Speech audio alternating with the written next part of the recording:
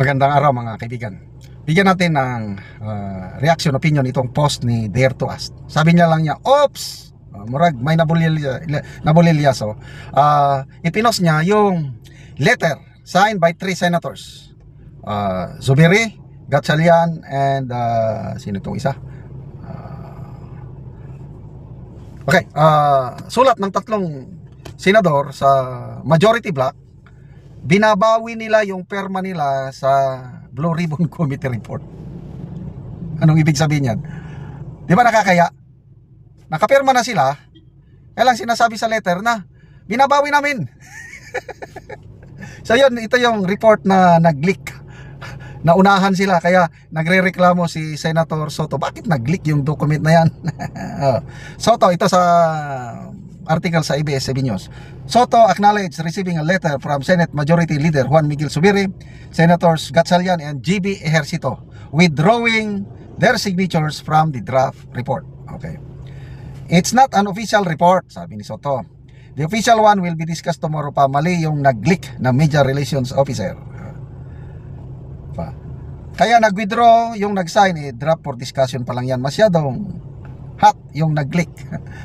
Embarrassing, nakakaya. Bakit ni-release na yung report?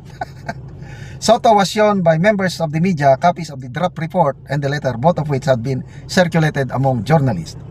Zubiri has acknowledged the letter. Totoo pala na mayroon talagang pinirmahan. Pinadala kay letter ito, in-address nila kay Senator Lacson, informing the senator na binabawi namin yung pirma kasi nakapirma na sila eh.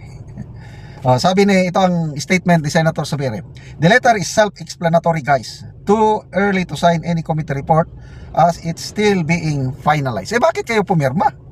In the letter, Senator Zubiri, Gatchalian, and GB Ejercito said they are withdrawing their signatures until a final committee report has been prepared and to give us more time to study that final committee report. Correct. Kaya nagtataka ako, bakit kayo pumirma? Draft pa man lang, di ba? Ang draft walang pirma. Tapos babawiin nyo, laban bawi. Ano ba yan? Ano ba? Meanwhile, the office of the Senate Blue Ribbon Committee Chairman and Senate President Pro Tempore Panfilo Locsin said there is no partial committee report on the flood control project issue as of this time. Anong walang partial eh? May pinirmahan na nga ng 3 senador. Walang partial. Ano naman? Palusot na naman yan. But anyway, ano bang ibig sabihin nito? Ito bang 3 senador na binabawi ang perma sa Blue Committee report? Sila ba yung medyo, kasi may ugong-ugong na kudita eh. Sila ba yung hindi maligaya sa leadership? Tanong lang naman yan. Nabasa ko sa mga comments. Kasi talagang aminado si Senator Soto na mayroong aminado rin si Senator Alan Peter Cayetano na may galawan sa Senado, na may tangka na talagang magkukudita agawin kung mabuo nila ang required number of votes, o yung 13 senators. So baka ito, agam-agam lang, pag hindi maligaya itong 3 senador na binabawi nilang suporta, baka hindi na sila maligaya within the majority.